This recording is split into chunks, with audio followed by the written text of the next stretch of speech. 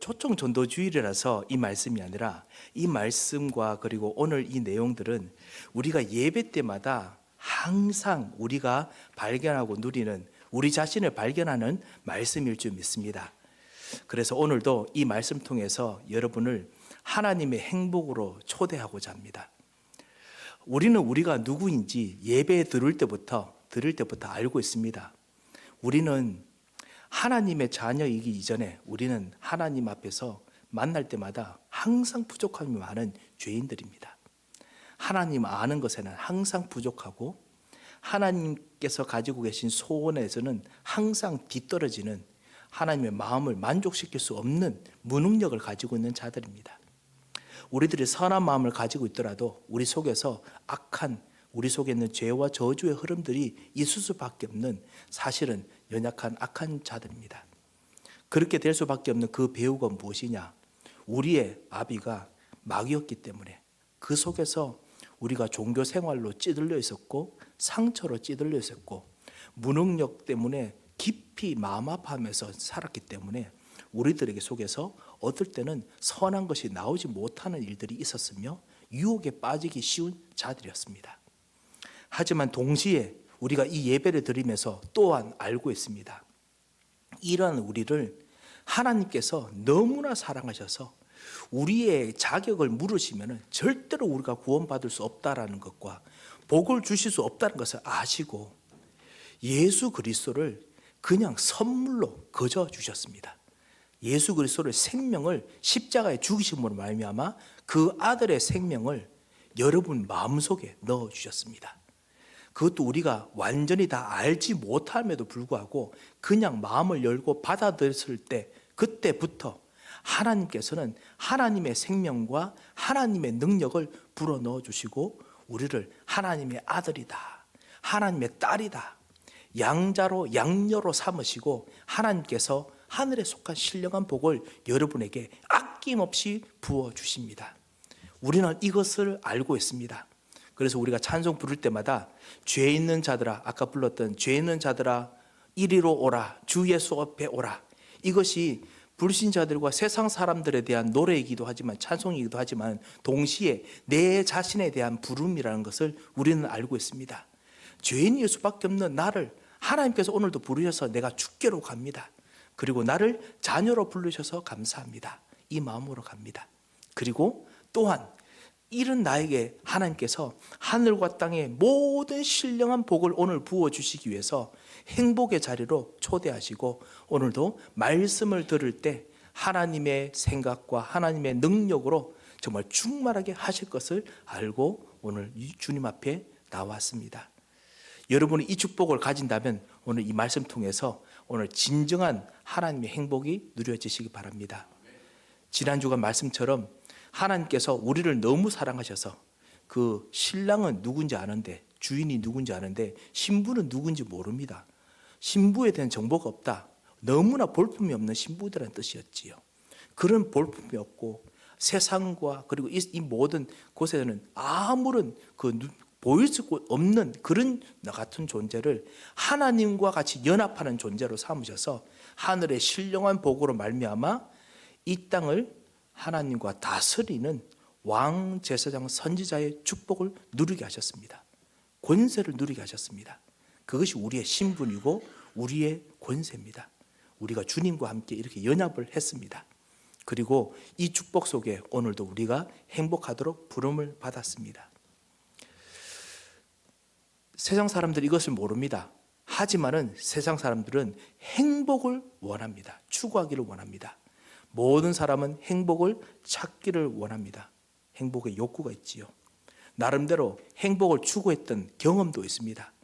경제적으로 좀 성공해서 어느 정도 행복을 추구했던 경험이 있습니다. 사랑으로 무엇인가 추구해서 사랑으로 행복을 경험했던 경험들이 있습니다. 그래서 그것을 다시 찾으려고 합니다. 아니면 돈으로나 성공으로 찾을 수 없는 또 다른 어떤 행복을 찾아본 적이 있기 때문에 그것을 다시 찾으려고 합니다. 그래서 세상 사람들은 행복이 무엇인지 압니다만 그것이 영원하지 않습니다. 잠깐 오고 사라집니다. 그리고 또 찾고 또 찾습니다. 왜 그렇습니까? 그냥 한번 행복 경험하고 잊어버리면 되는데, 예를 들면 정말 뭐 여기 근처에 좋은 맛집이 있다. 그러면 그냥 식당에 가서 한번 밥 먹고 나면 맛있었다고 잊어버리면 되지 않습니까? 그것을 뭐 계속 맛집을 찾아가야 행복하고 그런 사람 별로 없지 않습니까? 그래서 행복을 잠깐 누리면 되는데 우리는 왜 이렇게 행복을 찾고자 하는 마음과 욕구가 항상 강할까요? 왜냐하면 우리는 행복해야 되는 존재이기 때문에, 그렇게 만들어졌기 때문에 그러합니다. 이거를 복음이 없이는 모릅니다. GE 제너럴 일렉트릭사의 경영자였던 잭 웰치가 자신의 성공했던 그 책에서 이렇게 말한 적이 있습니다. 제가 이거로 한번 제가 좀 하면서 넘어가겠습니다. 뭐라고 했냐면요, 그 자신의 성공담에서 당신이 행복을 추구하고 열심히 일합니다만, 하지만은 사실은 행복은 돈으로 살 수 없는 것이고, 그리고 행복은 그 무엇인가 뭐 아주 부자가 돼서 살 수 없는 것이라는 것을 내가 나중에 성공해서야 알았다라고 말하면서 뭐라고 했냐, 설령 당장 돈이 따르지 않는다 하더라도 시간이 흐르면 결국 돈으로 살 수 없는 무언가로 풍요로워진 자신을 발견하게 될 것이라고 저는 믿습니다. 이렇게 이야기했습니다. 그리고 그것은 행복일 것입니다 라고 했습니다. 돈으로 살 수 없는 무엇인가가 있을 것이라고 불신자들도 느끼고 있습니다. 그거를 추구합니다. 왜냐? 우리는 행복해져야 될 수밖에 없는 존재로 만들어졌기 때문에 그렇습니다. 우리가 왜 그러느냐? 우리가 하나님으로 말미암아 행복하도록 만들어졌기 때문에 그렇습니다. 그래서 우리가 영이신 하나님을 알면은, 하나님께서 어떻게 나를 행복하게 만드는지 알게 되면 나를 알 수 있습니다. 세상 사람들은 내가 행복할 수 있는 방법을 내면에서 찾습니다. 내가 무엇인가 스스로 주인이 되고, 아니면 내 주변에 있는 것을 가지고 뭔가 가지고 취하면은 행복한 줄 압니다. 사랑을 취하고 성공을 취하고 돈을 취하고 하면 행복한 줄 압니다만 그렇게 되지 아니하지요.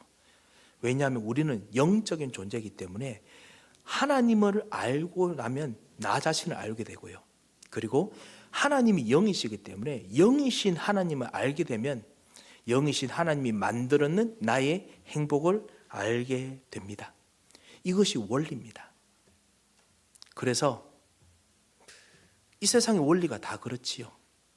물고기는 무엇인가 물과 연결되어 있어야 됩니다. 물과 연결되어 있어야 행복하며, 나무는 땅에 뿌리가 내리고 있을 때야 비로소 행복합니다. 그리고 사람은, 이 영혼은 하나님과 연결되어 있어야, 그래야 그 속에서 행복이 솟아납니다. 하나님과 행복한 존재로 연결되도록 우리가 만들어졌습니다. 그래서 창세기 1장 26절입니다. 하나님께서 우리를 하나님의 형상으로, 하나님의 모양으로 창조하셨습니다. 그래서 하나님과 같이 연결되어 있습니다.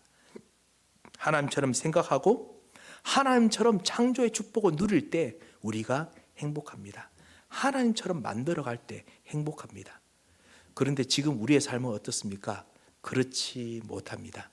지금의 우리 삶은 하나님을 떠나서 이 행복을 놓쳐버리게 됐습니다. 언제부터 시작됐느냐? 성경만이 분명히 말해줍니다.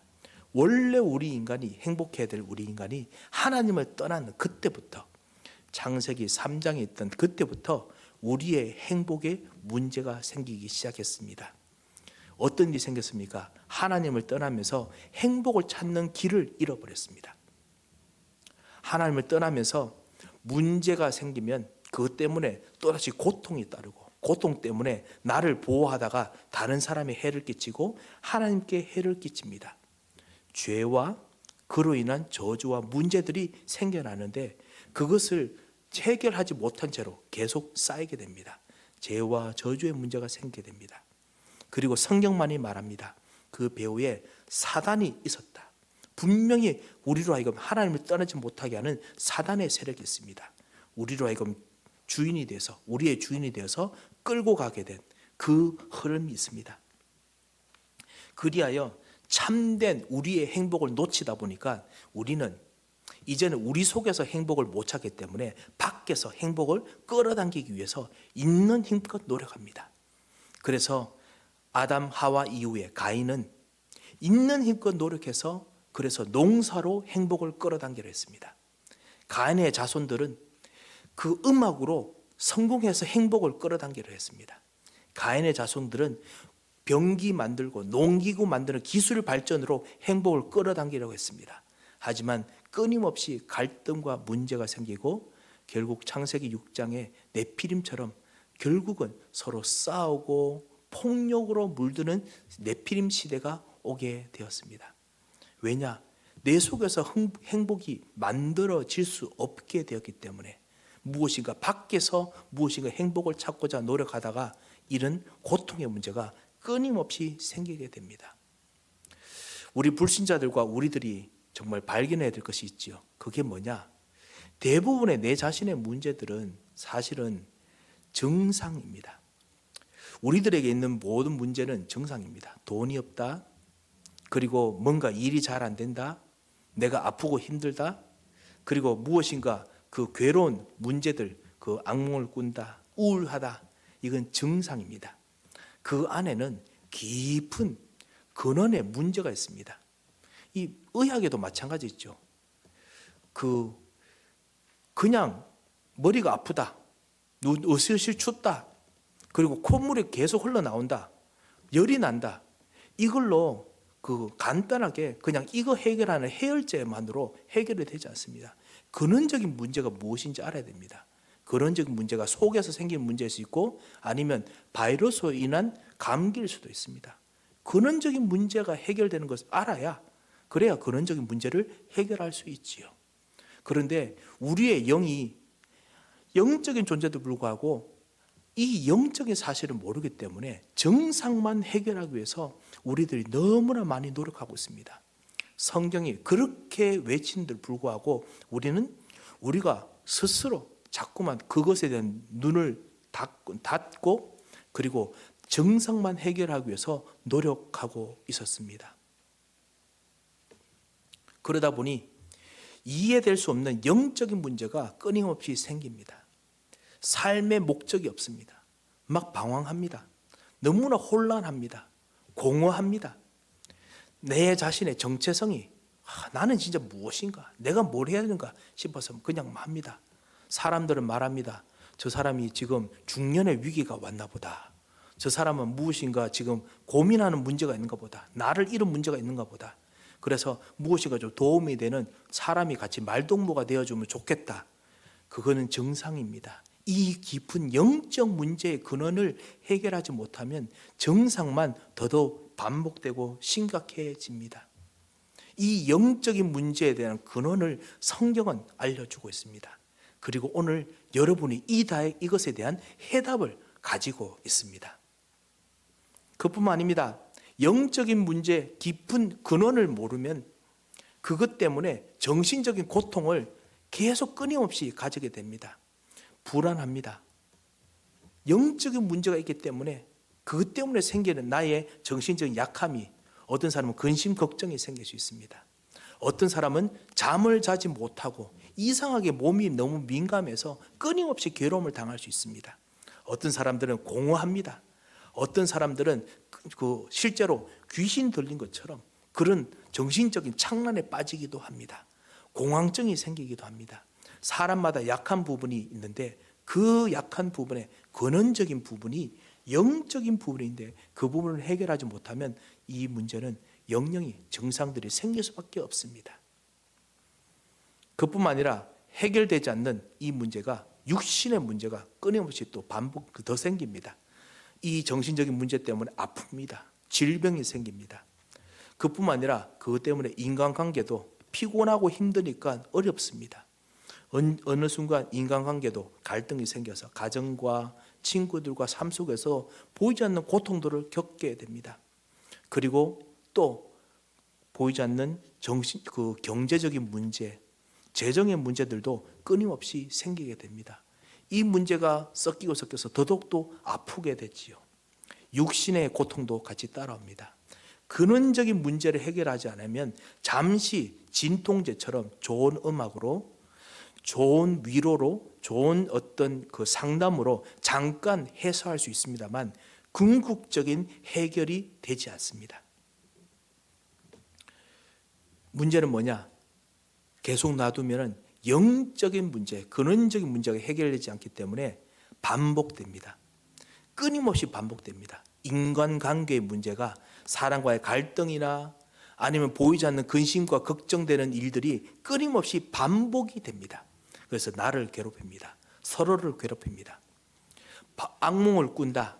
악몽을 꾸는 문제가 끊임없이 반복됩니다. 삶이 저하가 되는 정도가 아니고 근원적인 문제 속에서 영적인 부분에 깊은 흑암이, 공허가 몰려옵니다. 반복되는 경제적 문제 때문에 시달리는데 힘이 없다 보니까 결국은 그 속에서 절망하고 넘어지고 싶을 수밖에 없도록 결국은 무너집니다.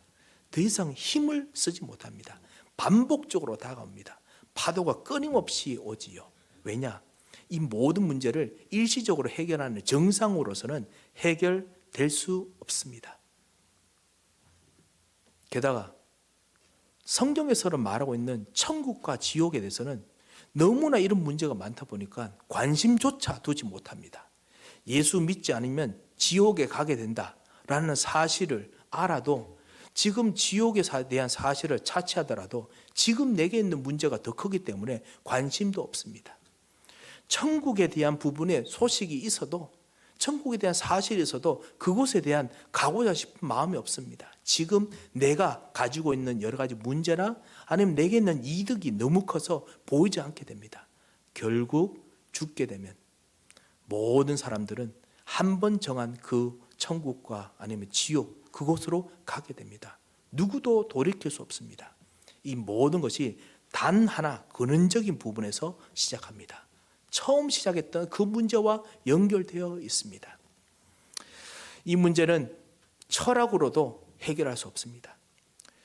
모든 사람들은, 또 특별히 미국에 사는 우리 모든 사람들은 뭔가 좋은 인생 철학이 있습니다.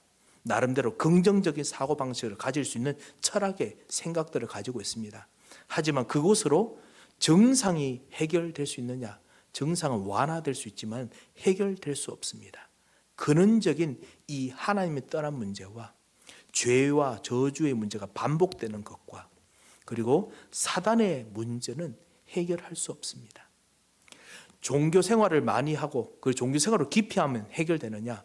잠깐 잊어버릴 수 있습니다. 내가 하나님처럼 뭔가 같이 돌을 닦으면 성공할 수 있습니다만, 하지만은 그것은 잠시 정상입니다.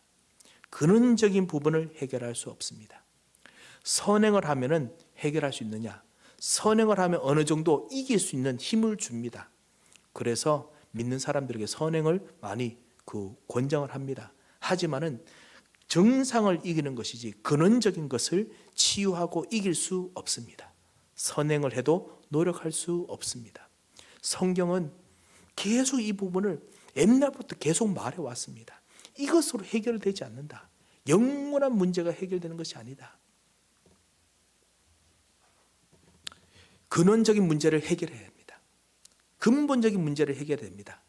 이 왼쪽부터 있는 이 정신적인 문제, 걱정, 근심, 우울, 아니면 너무너무 막 생각들을 많이 해서 그 생각에 사로잡히는 것, 그 다음에 내가 너무 자존심이 낮아서 누군가 나한테 말하면 자존심이 끓긴 것처럼 괴롭고 힘든 것들, 그리고 끊임없는 스트레스, 이 모든 것은 우리들이 약한 부분에 따라 사람마다 다르게 나타납니다.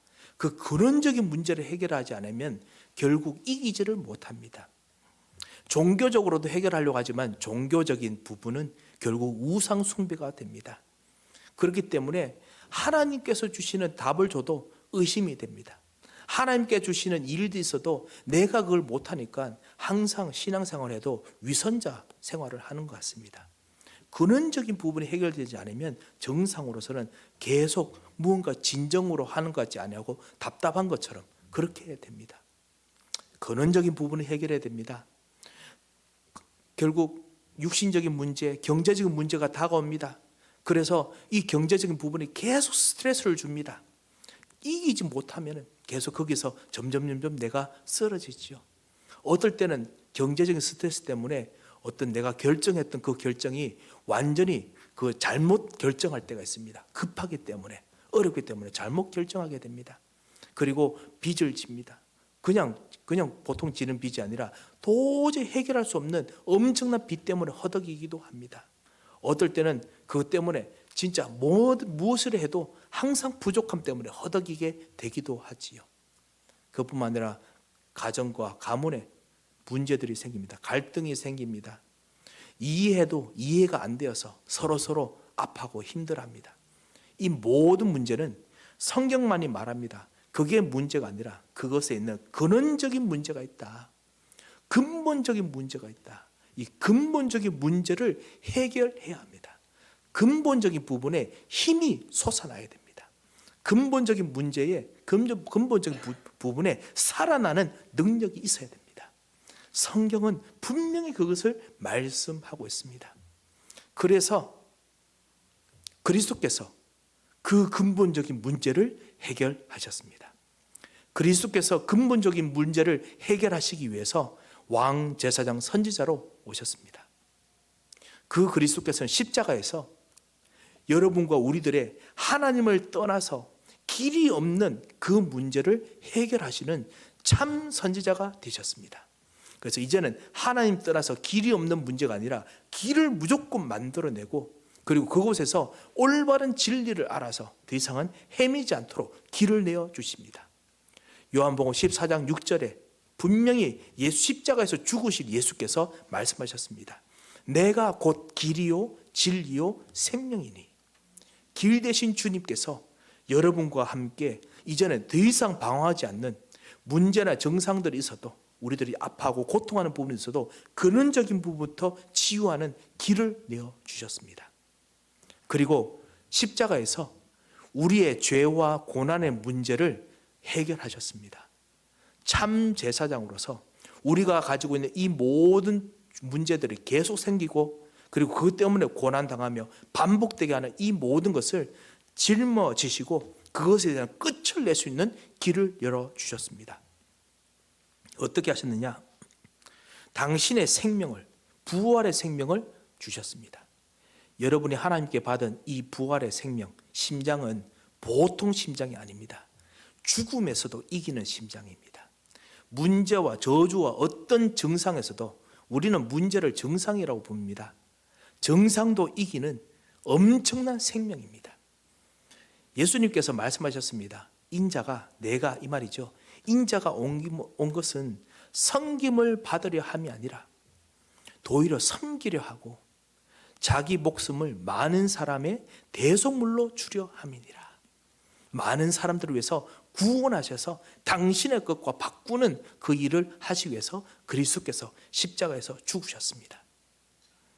그리스도께서는 이것으로 근원적인 생명의 문제를, 죽음의 문제를 해결하셨습니다. 그뿐만 아니라 십자가에서 그리스도께서는 참 왕이 되셔서 사단을 꺾으셨습니다. 세상의 왕노릇하는 이 문제를 완전히 끝을 내셨습니다. 참 왕으로서 사단의 일을 멸하셨다. 요한일서 3장 8절에 말씀하십니다. 그래서 더 이상 사단과 세상이 여러분의 주인이 아닙니다. 여러분의 주인은 여러분을 구원하신 예수 그리스도이십니다. 그래서 이제는 더 이상 세상에 있는 흐름들이 여러분을 괴롭고 다스려서 멸망으로 끌고 가지 못합니다. 위협하는 일들이 있더라도 절대로 여러분을 망하게 하지 못합니다. 이 예수님을 우리는 그리스도라고 부릅니다. 불신자들을 위해서 우리가 이렇게 이해하지요. 그리스도는 뭐냐? 그리스도는 직분이라는 뜻입니다. 직분에 대한 이름이죠. 어떤 직분입니까? 참 왕, 참 선지자, 참 제사장을 같이 합친 그 직분을, 그것을 그리스도라고 부릅니다. 이 그리스도가 되시려고 예수께서 오셔서 십자가에서 여러분을 위해서 근원적인 문제를 해결하시고 완전히 끝을 내셨습니다. 죽으시고 그리고 완전히 이 문제를 해결하셨습니다. 이 예수 그리스도께서는 여러분을 너무나 사랑하시고, 그리고 여러분과 너무나 만나기를 원하셨습니다. 기다리고 기다리셨습니다. 어느 정도냐? 영세 전부터 여러분과 만나기를 원하셨습니다. 그래서 오늘 말씀입니다. 하나님이 세상을 이처럼 사랑하사 독생자를 주셨으니 이는 그를 믿는 자마다 멸망하지 않고 정상에 파묻혀서 멸망하지 않고 영생을 얻게 하려 함이라.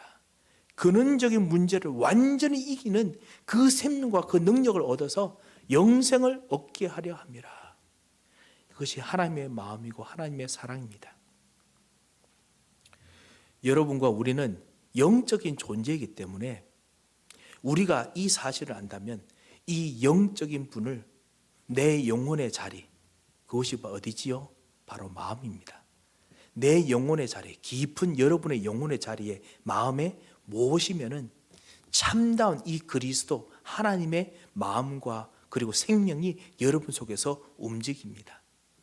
그리고 이것이 진정한 행복의 시작입니다. 이런 하나님의 행복을 하나님께서 나눠주고 싶으셨습니다. 오늘 우리가 예배드리는 우리들은 이 예수 그리스도를 벌써 마음에 모시고 그리고 받아들인 분이지요. 하지만은 분명히 여러분이 이 말씀을 들으면서 확인되는 것이 있을 것입니다. 아, 내가 이것을 놓쳤구나. 아, 내가 이 부분을 정말 다시 한번 확인하는 이유가 있었구나. 이 생각이 들었을 것입니다. 왜냐? 여러분은 이 행복을 확인해야 되는 사람입니다. 이 행복이 여러분 안에 있는 것을 하나님께서 보여주고 싶으십니다. 그리고 하늘과 땅의 모든 권세로 함께 동행하시는 것을 확인하고 싶어 하십니다. 이것이 여러분과 우리가 정말 누리는 행복의 시작입니다. 요한복음 1장 12절에 이렇게 말씀하셨습니다. 영접하는 자, 곧 그 이름을 믿는 자에게는 하나님의 자녀가 되는 권세를 주셨으니, 하나님의 자녀로 말미암아 그래서 참된 행복이 시작되는 정도가 아니고 권세까지 주셨습니다. 그래서 여러분은 이 세상을 이기는 권세가 있습니다. 어떤 정상들이 있더라도 그것은 여러분을 절대로 사르고 망하고 멸망시키지 못합니다. 영생이 여러분 안에 임했습니다. 예수님이 영접했기 때문에 어떠한 정상이 나를 괴롭히거나 생긴다 하더라도 그것은 절대로 이제는 반복되지 못하고 여러분 대에 끝납니다. 예수 이름으로 기도하면서 나가는 여러분들에게 끝나게 되어 있습니다. 이 권세를 주셨습니다. 이 권세는 세상 사람들은 절대로 가지지 못하는 권세입니다. 이 권세를 하나님께서 주기를 원하셨기 때문에 우리는 이것을 보고 행복이라고 부릅니다.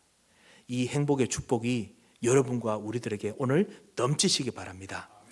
오늘 이 예배도 그리고 항상 모든 예배가 바로 이 행복에서 시작됩니다. 주님께서는 이 예배를 행복의 초대로 보교 그리고 역사하길 원하십니다. 이번 한 주간 이 예수 그리스도와 함께 기도하며 누리시다가 모든 걸 살리는 권세가 충만하시기를 주 예수의 이름으로 축원드립니다. 기도하겠습니다. 하나님 아버지, 감사를 드립니다. 주님, 우리로 하여금 예수 그리스도 안에 있는 이 행복, 참다운 그 하나님의 사랑을 발견케 하심을 감사합니다. 오늘도 예수 그리스도를 주인으로 모시며 예수 그리스도 이름으로 기도하는 새로운 시작이 되도록 주님이 주장하여 주시옵소서. 감사하며 예수 그리스도 이름으로 기도합니다. 아멘. 이제는 우리 주 예수 그리스도의 크고 놀라우신 은혜와 우리 하나님의 무한하신 사랑과 성령님의 역사심이 오늘 참된 행복을 주신 주 예수 그리스도를 주로 모시며 예수 이름으로 기도하다가 모든 현장에 참 생명의 축복을, 영생의 축복을 맛볼 귀한 하나님의 사람들 머리 위에, 그리고 이 복음으로 말미암아 예배와 기도와 삶들이 더더 풍성해야 될 모든 삶들 머리, 모든 삶 위에 이제부터 영원토록 함께 계실지어다. 아멘.